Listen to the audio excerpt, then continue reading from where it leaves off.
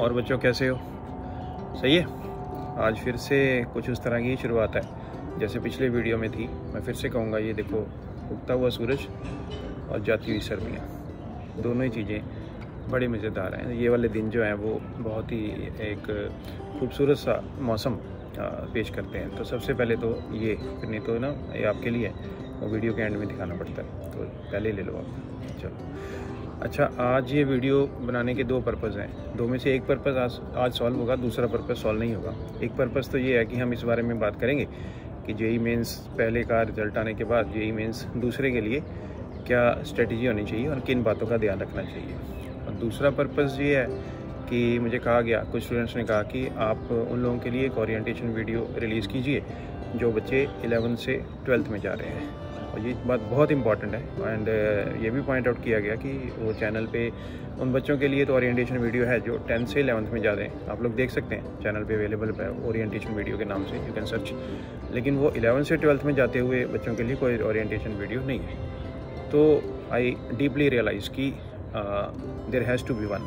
तो जल्दी मैं उस वीडियो के साथ भी आपको मिलूँगा।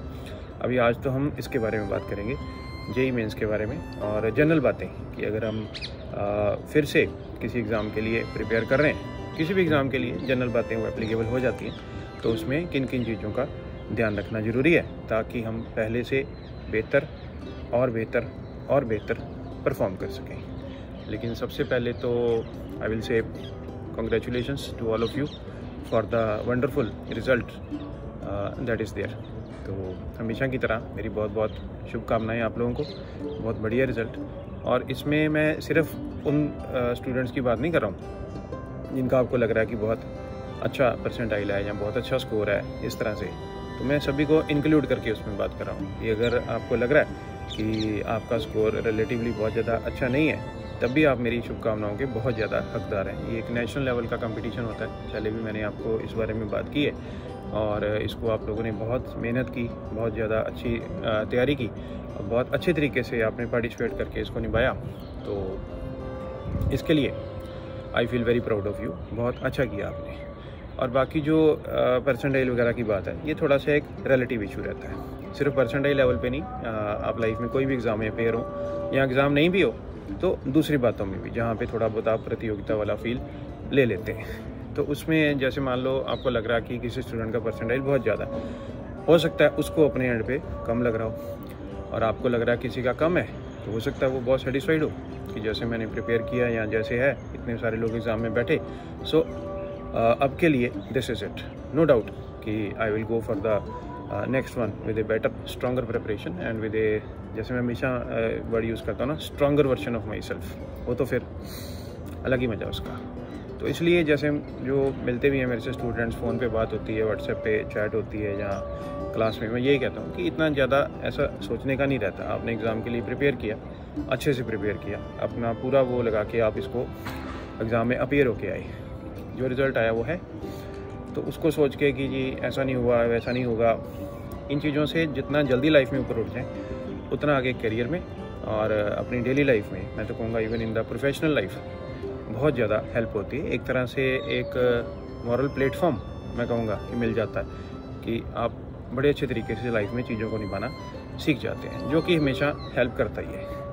अब जैसे इस बार उस तरीके से मान लो नहीं आ पाया जैसे आप लोगों ने सोचा था, मान लो किसी ने सोचा कि हाँ इतनी मेरी प्रिपरेशन है तो इतना मैं एक्सपेक्ट करके जा रहा हूँ। अब ये एक्सपेक्ट वर्ड बड़ा अलग से इसके मायने रहते हैं, तो इसमें ऐसे भी कोई दिक्कत नहीं अगर नहीं आ पाया तो। Even now you stand an absolutely equal opportunity. बात तो इस बात को मानने की है और कितना स्ट्रांगली आप इस बात में बिलीव करते हैं कि even now you stand an equal opportunity, not for the JEE Mains session 2 but also for the next other competitive exams and for other so many opportunities that are waiting for you in your career and life। तो जितना अच्छे तरीके से इस चीज़ को और जितना strongly इस चीज़ को आप समझ जाएंगे, उतना आप फिर से इन चीज़ों से बाहर निकलेंगे और अच्छा कर पाएंगे। You will definitely become a better performer for the things that are coming up next. तो ये इसको समझना बहुत ज़रूरी है। अब फिर आगे के लिए स्ट्रेटजी क्या रखनी है, वो 2 लेवल पे होगा। एक तो सबसे पहले इंट्रोस्पेक्शन, आत्म मंथन जिसको मैं कहता हूँ, कि आपको थोड़ा सा एनालाइज करना पड़ेगा कि पिछली बार what went not according to your expectations. उसमें हो सकता है प्रिपरेशन में कमी हो, किसी सब्जेक्ट में प्रिपरेशन में कमी हो सकती है, या कभी कभी ये होता है कि आप थोड़ा मान लो A B C में से A और B पे थोड़ा ज़्यादा फोकस करके गए, लेकिन जो आपको क्वेश्चंस वगैरह मिले वो ज़्यादा C ने डिसाइड कर दिया, तो उससे भी फ़र्क पड़ता है। लेकिन कभी कभी ऐसे होता है कि स्टूडेंट को लग रहा होता है, अब आप मेरी इस बात से आइडेंटिफाई करेंगे कि तैयारी पूरी थी लेकिन फिर भी परफॉर्मेंस और आउटपुट थोड़ी सी कम है, अंडरस्कोर हो गया। तो इन दोनों को अलग अलग तरीके से एनालाइज करना कि आप इसमें से किस में हैं, और फिर उसके अकॉर्डिंगली आगे इम्प्रूव करना, अपने को अपग्रेड करना। दोनों की स्ट्रेटजी थोड़ी अलग अलग हो सकती है। अगर तो वो प्रेपरेशन वाली बात ठीक है कि कुछ ना कुछ प्रेपरेशन में कमी रह गई, तो फिर तो जो मूल मंत्र है वो प्रेपरेशन ही है, और प्रेपरेशन तो उन्हीं चीज़ों पे डिपेंड करेगी जिसके बारे में हम पहले बात कर चुके हैं इतने सारी वीडियोस में। अगर आपने नहीं देखे हैं तो आप पीछे जाके देख सकते हैं, तो बहुत सी बातें आपको डिटेल में मिलेंगी उसके बारे में, वो क्लासरूम से लेके प्रिपरेशन करने तक, और अपने आप को कैसे बूस्टअप करके रखना है उसके अकॉर्डिंगली। तो जहाँ जहाँ भी वीक पॉइंट है उसके लिए और ज़्यादा मेहनत करें। अब इसमें एक एनालिटिकल बात है, मान लो आपने A और B की तैयारी अच्छे तरीके से की और C में आपको कमी लग रही, या C में कुछ ज़्यादा क्वेश्चंस गलत हो गए या कुछ ऐसा हुआ जिसके कारण थोड़ा परफॉर्मेंस कम हुई, तो बिल्कुल भी ऐसे ना करें कि जैसे अब आप C ही पढ़ी जा रहे हैं, A और B को इग्नोर कर रहे हैं, क्योंकि अब उल्टा भी हो सकता है ना। अगर मान लो कोई टॉपिक या कोई सब्जेक्ट आपको लग रहा है कि मेरा बहुत स्ट्रॉन्ग है, जैसे मुझे जनरली कहते हैं सर ये सब्जेक्ट तो मेरा बहुत स्ट्रॉन्ग है, इसमें तो मैं कर लूँगा, लेकिन अगर आप उसको अब नहीं पढ़ रहे हैं और जो तीसरा वाला सब्जेक्ट है उसको पढ़ रहे हैं, तो टाइम के साथ साथ वो जो पहला स्ट्रॉन्ग था वो फेड होके लेस स्ट्रॉन्ग की तरफ जाएगा। तो फिर हो सकता है एग्ज़ाम से जस्ट पहले इस चीज़ का स्ट्रेस क्रिएट हो जाए, या ड्यूरिंग द एग्ज़ाम आप उसमें ना परफॉर्म कर पाएँ। तो इसलिए with due respect to all the subjects, जो भी आपके वीक पॉइंट्स हैं उनको ज़्यादा स्ट्रेस करें, but it does not mean कि जो आपके स्ट्रॉन्ग पॉइंट है आप इनको इग्नोर करें। मेरे ख्याल से ये एक बहुत ही अच्छी बात है, एक टाइम टेस्टेड बात है। मैं जो भी बातें यहाँ पे करता हूँ, मेरा जो एक्सपीरियंस है सिर्फ मेरे से रिलेटेड नहीं है, मेरे सारे स्टूडेंट्स जितने भी अब तक मेरे से पढ़े हैं उन सबके एक्सपीरियंस और मेरे एक्सपीरियंस को मिला के जो एक्सपीरियंस है उसको मैं मेरा एक्सपीरियंस कहता हूँ। इसलिए जनरली मैं कहता हूँ कि हमारा आवर एक्सपीरियंस, तो उससे ये बात निकल के सामने आती है। तो ये तो प्रिपरेशन वाली बातें होगी। अब दूसरी बात ये है कि अगर प्रिपरेशन आपको लग रहा है कि बिल्कुल ठीक थी फिर भी परफॉर्म कम हुआ, अब उसमें फिर से फर्दर दो बातें हो चुकी। अब दो बातों में से दो बातें मज़ा आने लगेगा अपना। अब वो दो बातें ये हैं कि एक तो हो सकता है कि प्रिपरेशन लग रहा हो कंप्लीट है लेकिन फिर भी उसमें कोई कमी हो। अब ये वाला भी बड़ी डेलिकेट सी बॉर्डर लाइन रहती है। अब ये कैसे एनालाइज होगी? ये एनालाइज होगी अगर आप अपने पेपर को फिर से डिटेल में इंट्रोस्पेक्ट करें और देखें कि किस टाइप के क्वेश्चंस गलत होंगे। अब वो जो क्वेश्चंस गलत होंगे तो उनको ठीक करने के लिए जो भी आपको अभी हेल्प लेनी पड़ेगी वो डिसाइड कर देगी कि प्रिपरेशन में कमी थी या नहीं थी, या तो आप वेल डिफाइंड तरीके से आपको पता था क्या आंसर है, कुछ वहाँ पे गलत मार्क हो गया या थोड़ा बहुत कंफ्यूज हो गई, वो एक बात है। और यहाँ अगर आप एनालाइज करें कि वो एक पर्टिकुलर टाइप के क्वेश्चन या कुछ एक पर्टिकुलर लेवल से डिफरेंट वाले जो क्वेश्चन हैं उनमें लगातार ही गलतियाँ हुई हैं, तो इसका मतलब है कि सच में प्रिपरेशन में अभी और मेहनत करनी बहुत ज़रूरी है। इससे तो वो सॉर्ट आउट हो जाएगा। फिर आती है वो दूसरी बात कि प्रिपरेशन सही में ठीक थी और बड़ा अच्छा चल रहा था, लेकिन फिर भी एक्सपेक्टेशन के अकॉर्डिंगली, है ना, एक्सपेक्टेशन बड़ा इंटरेस्टिंग वर्ड है, एक्सपेक्टेशन के अकॉर्डिंगली परफॉर्म नहीं हो पाया। तो उसमें तो फिर थोड़ा और डिटेल में जाने की ज़रूरत है और अपने आप को और स्ट्रॉन्ग बनाना पड़ेगा, बहुत ज़रूरी। जैसे मैं हमेशा कहता हूँ कि जो भी आपने पढ़ लिया और उसको रिवाइज़ कर लिया, उसके अकॉर्डिंगली आपने टेस्ट वगैरह दे दिए और अपने टीचर्स को परफॉर्म करके भी अच्छे तरीके से दिखा दिया, घर पे भी जो आप कर रहे हैं उसमें आप बहुत अच्छा परफॉर्म कर रहे हैं, तो इसका एक पर्टिकुलर परसेंटेज तक ही रोल है फाइनल एग्ज़ाम में सक्सेस के लिए। वो जो बाकी रेस्ट ऑफ द परसेंटेज, अब कह नहीं सकते कितना कितना, कभी कभी वो ज़्यादा हो जाता है, कभी कभी वो ज़्यादा हो जाता है। वो जो रेस्ट ऑफ द परसेंटेज है वो डिपेंड करती है कि उन 3 घंटे के अंदर जितने भी घंटे का एग्ज़ाम हो, एक जनरल अगर हम बात करके लें, सिर्फ एग्ज़ाम की बात नहीं, ये बात तो एग्ज़ाम से निकल के दूसरी करियर ऑप्शंस और इन जनरल लाइफ में आप कुछ भी परफॉर्म कर रहे हैं उस पर भी एप्लीकेबल हो जाएगी। तो उस समय उन 3 घंटे के अंदर कैसे इस चीज़ को हैंडल किया गया, कैसे इस चीज़ को मैनेज किया गया। अब इसके लिए कोई टेक्स्ट बुक स्ट्रेटजी अवेलेबल नहीं है बिल्कुल भी, और ना ही ये हो सकती है, क्योंकि जैसे मैं कई बार पहले आपको कहता हूँ कि वो डिपेंड करेगा कि हम सिचुएशन को रिएक्ट कैसे करते हैं। जो भी एक क्वेश्चन सामने आता है वो एक सिचुएशन है, and how do you react to it. अब अगर क्वेश्चन नहीं आता, how do you react to it, और अगर क्वेश्चन आपको आता है, how do you react to it, और अगर क्वेश्चन आपका देखे सुने टॉपिक में से है, you want to solve it, how do you react to it. तो ये तीनों तरह के रिएक्शन जो हैं वो डिसाइड करेंगे कि आप वहाँ पे अल्टीमेटली कैसा परफॉर्म करते हैं। और इसके लिए बहुत ज़रूरी है कि क्वेश्चन को देख के एकदम से अपने अंदर वो, जैसे मैं कई बार कहता हूँ कि वो एक्साइटमेंट वाला रिएक्शन नहीं आना चाहिए। मान लो क्वेश्चन आपने देखा हुआ, आपको आता, इतने खुश हो गए कि माँ की गलत कर दी, यहाँ चौथी ऑप्शन तक पहुँचे नहीं, पहले 3 में से जो बेस्ट है वो मार्क कर दी, लेकिन आंसर चौथा निकला। इन चीज़ों से बचना चाहिए। खास तौर पे कई बार बच्चे कहते हैं सर वो पेपर ना ईजी आ रहा था, तो ईजी क्वेश्चन थे, मेरा ना एवं गलत हो गया। अब ये जो एवं गलत हो गया ना, this becomes very costly affair. तो इस चीज़ से बिल्कुल बचना चाहिए। और इस चीज़ से बचने का तरीका ये है कि जब भी आप घर पे कोई टेस्ट वगैरह देते हैं या अपनी टीचर के पास जाके टेस्ट देते हैं, इसलिए मैं टीचर के पास जाके टेस्ट देने को हमेशा थोड़ी सी ज़्यादा इंपॉर्टेंस देने के लिए कहता हूँ। तो वहाँ पे ऐसा कोई भी क्वेश्चन गलत नहीं होना चाहिए। चलते चलते आपको किसी ने कोई क्वेश्चन पूछ लिया, वो भी उतना सीरियसली। अभी मैं इस वीडियो में सपोज आपसे कोई क्वेश्चन पूछ लूँ, वो भी उतना सीरियसली। क्लासरूम में डिस्कशन में टीचर ने कुछ पूछ लिया, वो भी इतना सीरियसली। क्लास के टेस्ट में कोई क्वेश्चन आ गया, वो भी उतना सीरियसली। और वहाँ पे बड़े नेशनल कंपटीशन में कोई क्वेश्चन आ गया, वो भी उतना सीरियसली। जब आप इन सब चीज़ों की सीरियसनेस को बराबर करना सीख जाएंगे, तो बड़े ही सहज तरीके से आप बड़े बड़े नेशनल एग्ज़ाम्स में परफॉर्म कर पाएंगे। तो ये बहुत ज़रूरी है कि how do you react in different situations. तो अगर आप उन डिफरेंट सिचुएशंस को सेम ही सिचुएशन मान के चलेंगे, तो आपका रिएक्शन एकदम परफेक्ट आएगा। बिलीव मी, एकदम परफेक्ट आएगा। इस बात पे ये फिर से आप ले लो, ठीक है। अब फिर एक और बात आती कि क्वेश्चंस जो है जैसे जैसे आपके सामने आते गए, थोड़ा थोड़ा डिफ़िकल्टी लेवल भी चेंज होता है क्वेश्चंस का, और कभी कभी हम वहाँ पे डिफ़िकल्टी लेवल को देख के थोड़ा सा कंफ्यूज हो जाते हैं। अब लेकिन कंफ्यूज होना नहीं चाहिए, यही तो डिमांड है एग्ज़ाम की। तो कंफ्यूज होना नहीं चाहिए। उसमें एक फर्स्ट एंड फॉरमोस्ट बात जो मैं हमेशा कहता हूँ कि one does not have to be in 2 minds. अब ये बात वैसे तो सिंपल सी है, बहुत सहज है, लेकिन इसका जो मीनिंग है वो बहुत डीप है। So what is the meaning of being in 2 minds.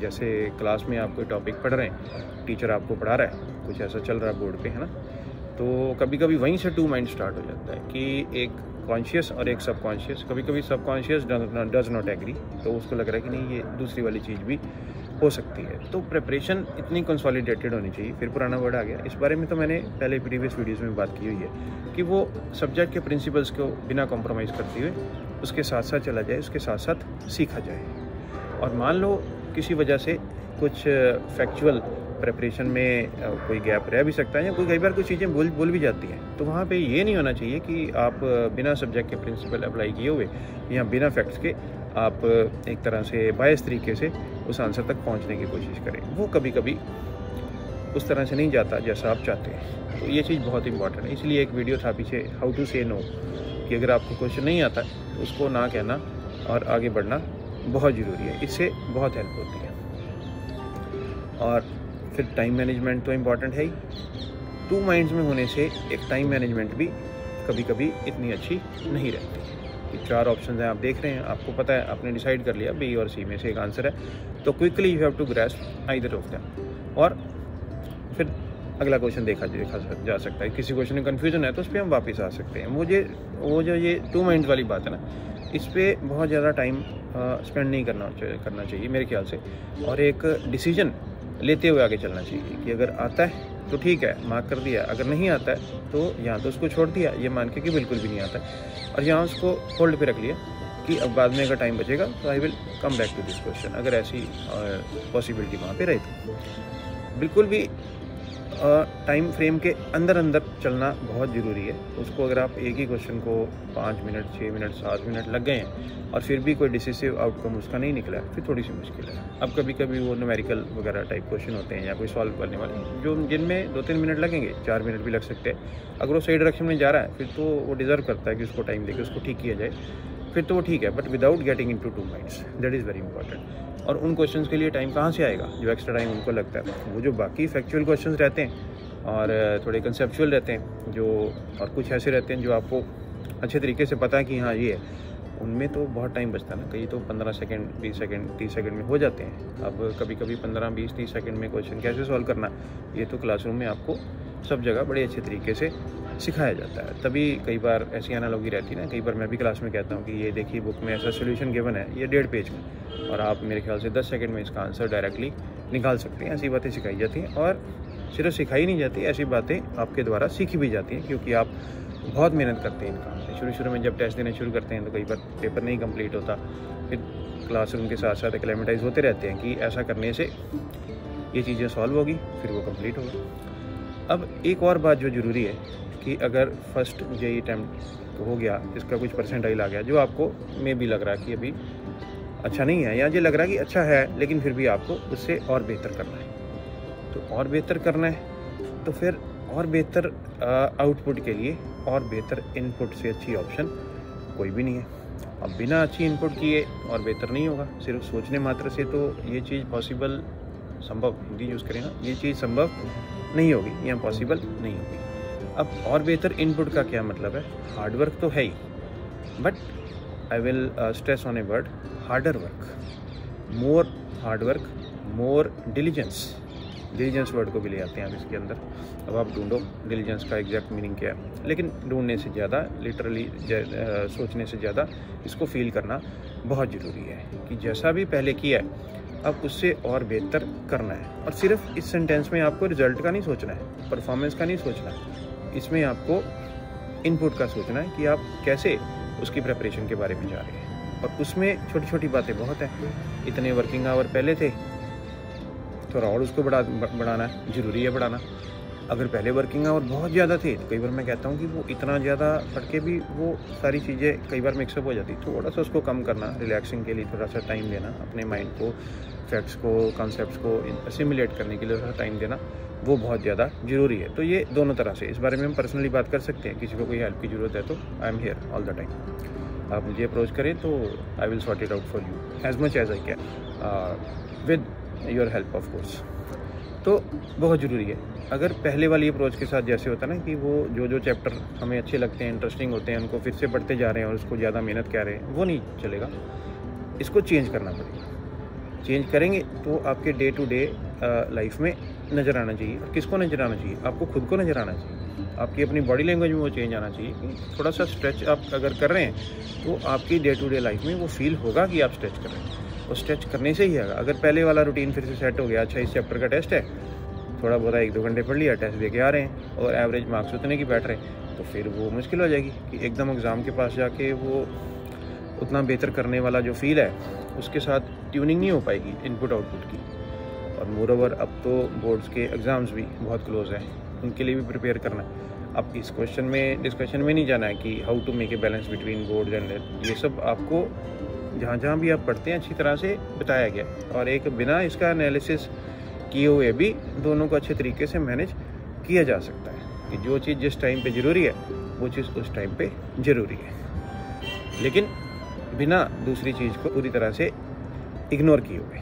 तो ये बहुत ज़रूरी है। इसी चीज़ को तो बैलेंस कहते हैं। अब बैलेंस करने के लिए थोड़ा सा फिर से मैं कहूँगा स्ट्रेच करना पड़ेगा। वो स्ट्रेच करना तो फिर बहुत ज़रूरी है। तो बात फिर ये निकल के आ रही है कि अगर आपको आउटपुट बेहतर करनी है तो इनपुट बेहतर करनी है। और इनपुट बेहतर के लिए छोटी छोटी बातें आप समझदार हैं। मैं आपसे क्या कहूँ कि आप कितने बजे उठते हैं, कितने बजे सोते हैं, कितना टाइम आप फ़ोन यूज़ करते हैं, कितना टाइम आप कोई और रिक्रिएशन वगैरह करते हैं, कितने टाइम में आप किसी से बात करते हैं, और कितना टाइम आप कई बार बैठे बैठे स्पेंड हो जाता है या किसी और हॉबी में चला जाता है। ये सब आप उसमें से एक्सट्रैक्ट करके अपनी इनपुट में और टाइम देना। और टाइम से ज़्यादा इंपॉर्टेंट है कौन सा टाइम देना, मेरे ख्याल से आप वर्ड गैस कर लेंगे मेरा, क्वालिटी टाइम। क्वालिटी टाइम तो बहुत इंपॉर्टेंट है। कई बार रात को 12 बजे पढ़ने बैठे, सुबह 5 बजे तक पढ़ लिए, लेकिन वो बहुत ज़्यादा न्यूमेरिकल नहीं किए क्योंकि आपने टाइम वगैरह कोई टाइमर वगैरह लगाया ही नहीं। आप बस ऐसे कर रहे हैं, क्वेश्चन निकल रहे हैं, खुश हो रहे हैं, 1-2 घंटे पढ़ लिया, फिर चाय कॉफ़ी पी ली, फिर 1-2 घंटे पढ़ लिया, फिर 1-2 सॉन्ग सुन लिए, फिर 1-2 घंटे पढ़ लिया, लेकिन क्वालिटी टाइम शायद वो नहीं था। क्वालिटी टाइम ये है कि 30 क्वेश्चन आपने लिए, 30 मिनट्स का टाइम रखा, उनको किया एग्रेसिवली, लेकिन शांत मन से। एग्रेसिवली का मतलब ये नहीं है कि वो एग्रेसिवली मतलब with full focus of mind, when your mind is not into doing anything else, लेकिन मन एकदम शांत रख के, क्योंकि आउटपुट तो उससे ही सही आएगी। फिर उनको चेक किया, एनालाइज किया, जैसा मैं प्रीवियस वीडियोज़ में आपसे बात कर चुका हूँ। वो तो हुआ क्वालिटी टाइम, कि आपको उस समय कोई भी डिस्ट्रैक्शन किसी भी लेवल पे, कॉन्शियस या सबकॉन्शियस लेवल पे बिल्कुल भी नहीं है।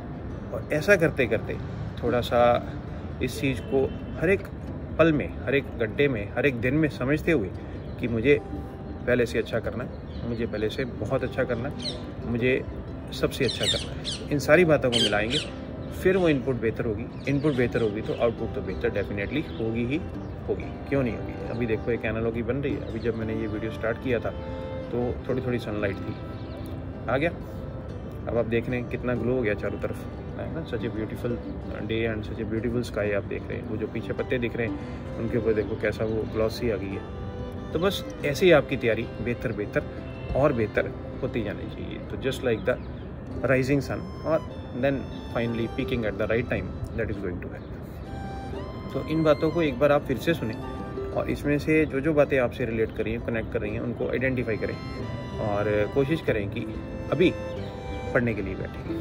अब पढ़ने के लिए बैठे में वो जो एनालिसिस करना, वो भी उसी का एक पार्ट है। और जो भी आज का आपका काम है उसको अच्छे तरीके से करें। बोर्ड एकदम क्लोज आ गए, बहुत बढ़िया तरीके से प्रिपेयर करें। जो भी रिलेटेड सिलेबस और उस टाइप के क्वेश्चन हैं, जैसे बहुत बढ़िया प्रैक्टिस करें, और डेफिनेटली आप अच्छा करेंगे। और साथ साथ जो ये नेक्स्ट एग्ज़ाम के लिए प्रेपरेशन है, जो स्ट्रेटजी है, उसको भी पकड़ के चलें, वो तो आपको हेल्प करेगा। और सबसे ज़रूरी जो बात है, जैसे जैसे आप इस जर्नी में से निकल रहे हैं अलग अलग तरह के एग्ज़ाम्स की, वैसे वैसे ये should be A stronger version of yourself. ये वर्ड फ्रेज तो मेरा फेवरेट है, जो मैं बार बार यूज़ करता हूँ, क्योंकि जैसे मैं हमेशा पढ़ाता हूँ, 10th के बाद जो बच्चे आते हैं, कईयों को 10th से पहले से भी जानते होते हैं, और जब तक वो पास आउट होते हैं, मैं कहता हूँ क्या ज़बरदस्त ट्रांसफॉर्मेशन होता है उनमें, किसी भी लेवल पे, particularly at the intellectual level, personality level, maturity level, academics level, सब तरह से। तो वो जो स्ट्रॉन्गर वर्जन है, सच में बिलीव मी, अगर मैं कुछ देखना चाहता हूँ तो वो देखना चाहता हूँ। ज़रूरी नहीं कि मैं आपके मार्क्स या ग्रेड देखना चाहता हूँ। जो लोग मुझे जानते हैं उनको पता है, हम लोग ऐसा कुछ ज़्यादा नहीं करते इसके बारे में। लेकिन आपका जो बेटर वर्जन है, आपका जो स्ट्रॉन्गर वर्जन है, आपका जो और कॉन्फिडेंट वर्जन है, उसको तो मैं डेफिनेटली देखना चाहता हूँ। और बहुत अच्छा लगता है जैसे जैसे बच्चे बड़े होते हैं उसको देख के। अब एक दो बातें और शेयर करनी थी। वो बिट सेट का फॉर्म भी आ गया, मैंने लिंक शेयर कर दिया था, तो उसको काइंडली जो लोग उसमें पेयर होना चाहते हैं, देख के उसको सही टाइम पे अप्लाई कर देना चाहिए। वो बिट्स पिलानी की तरफ से ऑर्गेनाइज़ किया जाता है। बिट्स पिलानी, बिट्स गोवा और बिट्स हैदराबाद में अलग अलग कोर्सेज़ की एडमिशन के लिए, और एक वो जो UG ट्रिपल E करके जो एग्ज़ाम रहता है IIIT हैदराबाद में एडमिशन के लिए, उसके भी फॉर्म्स आउट हैं। वो भी शायद मैंने लिंक शेयर कर दिया था। उसमें एक इंटरव्यू भी होता है रिटन के बाद, तो वो भी देखा जा सकता है अगर आपको उसमें अप्लाई करना है तो। बाकी फिर ये बातें तो होती रहेंगी, फिर से बार बार होती रहेंगी। मैं आपके लिए फिर नेक्स्ट वीडियो लेके आऊँगा, जिसमें जो स्टूडेंट +1 से +2 में जा रहे हैं उनके लिए जो ओरिएंटेशन है उस बारे में बात करेंगे अच्छे तरीके से। और बड़े पॉइंट्स हैं, मेरा मन कर रहा है कि वो वाले पॉइंट्स मैं डिस्कस करूँ। तो अच्छा, मुझे आइडिया दे दिया किसी ने, तो जल्दी मैं उसके साथ भी आता हूँ। अब और मुझे किसी और स्टूडेंट ने एक और बात कही, ऐसे पुराने स्टूडेंट ने, कि सर ये जो अभी सीरीज़ चल रही है, ये जैसे शुरू हुई थी थोड़ा सा चेंज हो गया, ये एग्ज़ाम का एनवायरनमेंट होने के कारण ये थोड़ा ज़्यादा सीरियस नोट पे बातें हो रही है। जैसे कंटेम्प्रेरी है, जिस चीज़ की ज़रूरत है उस तरीके से हो रही है, लेकिन वो उसके कहने के बाद मुझे भी महसूस हुआ कि थोड़ा सा वो जो लाइट और एक जनरल लाइफ वाली बातें हैं, जिसमें था कि आप अपने को एक्सप्रेस करें, मैं अपने को एक्सप्रेस करूँ, तो will come to that also. ये लगातार से चलता रहेगा। अब ये जाते हुए एक बार फिर से आप ये फ्लावर ले लो, ये आपके लिए है। और वीडियो तो फिर एंड करना पड़ेगा, तो क्या क्या क्या एंड करना है, वही पुरानी बातें बस ही।